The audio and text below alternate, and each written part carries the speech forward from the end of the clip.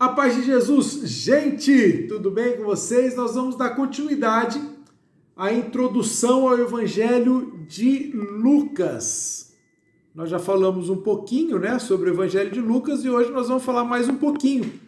Lucas, que era médico, lá na carta aos Colossenses, capítulo 4, versículo 14, no finalzinho da carta aos Colossenses, Paulo fala, Saúdam-vos Lucas, o médico amado, e Demas. Então, Lucas era médico. Bom, Lucas escreve o Evangelho da infância, assim como Mateus. Mateus também escreve o Evangelho da infância. Marcos e João não falam nada sobre a infância de Jesus. Possivelmente porque os relatos sobre a infância de Jesus, o nascimento, a anunciação e tudo mais, foi por conta daquela fonte, Quelli, que eu falei ontem, a fonte que tanto Mateus quanto Lucas tiveram acesso. Então, esses dois evangelistas falam sobre o Evangelho da infância, mas há diferenças entre os dois. Por exemplo, Mateus escreve o Evangelho da infância a partir da perspectiva, da visão, do ponto de vista de José. Lucas escreve o Evangelho da infância sob a perspectiva de Maria. Então, aí já tem uma diferença grande, a gente consegue perceber ao ler os dois evangelhos. Os dois falam da genealogia de Jesus, só que também tem diferença. Por exemplo, para Lucas, o primeiro na árvore genealógica é Adão, filho de Deus.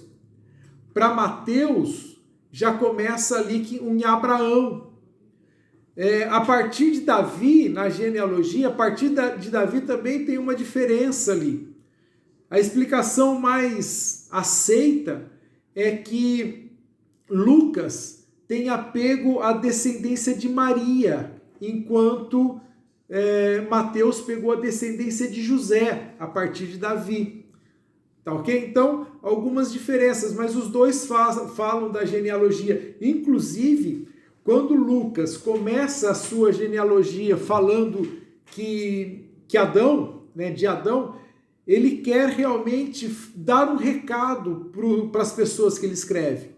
Lembrando que Lucas escreve para não-judeus, para pagãos, para gentios.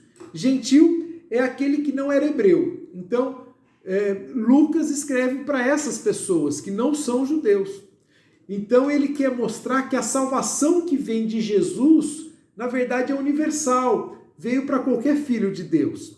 Já Mateus mostra que Jesus é descendente de Abraão e de Davi. Uma descendência real, a realeza ali, cumprindo, inclusive, toda a profecia de que de Davi nasceria o Salvador. Bom, outra coisa interessante também, no Evangelho da infância escrito por Lucas, ele usa um gênero literário chamado paralelismo. É muito interessante isso. O paralelismo é uma maneira de se escrever onde você compara duas cenas ou duas histórias ou dois acontecimentos ou duas palavras que elas passam a ser comparadas ou pela semelhança ou pela diferença entre elas. É uma maneira de escrever, é uma maneira de falar. E principalmente no Evangelho da infância, Lucas usa muito isso. Não só no Evangelho da infância, em todo o Evangelho e até nos Atos dos Apóstolos, Lucas usa desse gênero literário. Por exemplo, algumas passagens para ficar muito claro para a gente. Lucas narra duas anunciações. Ele narra a anunciação do anjo Gabriel a Zacarias, lá no capítulo 1, versículo 5 até 25, e ele narra a anunciação do anjo a Maria. Lucas 1, de 26 a 38. Lucas narra 2 cânticos. O cântico de Maria, que é chamado de Magnífica, e o canto de Zacarias, que é chamado de Benedictus. Um está lá em Lucas 1, 46 e o outro Lucas 1, 67.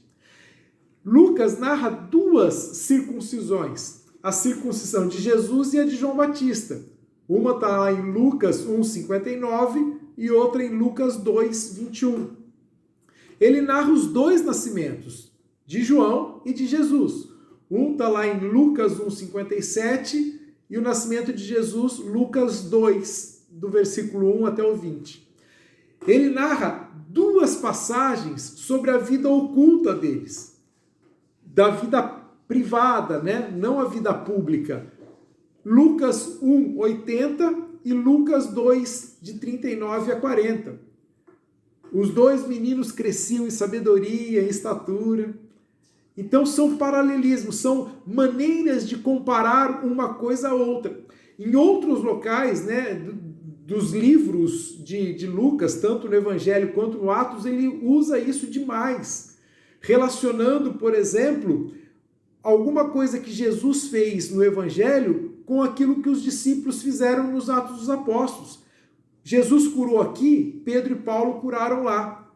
Jesus fez algum milagre aqui, Pedro e Paulo fizeram lá. Jesus fez uma oração na cruz, pedindo para que o Pai perdoasse aquelas pessoas porque não sabiam o que fazia.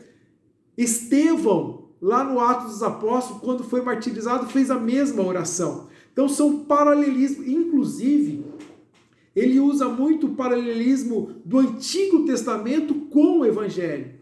Os profetas fizeram isso, Jesus faz isso. Entendeu?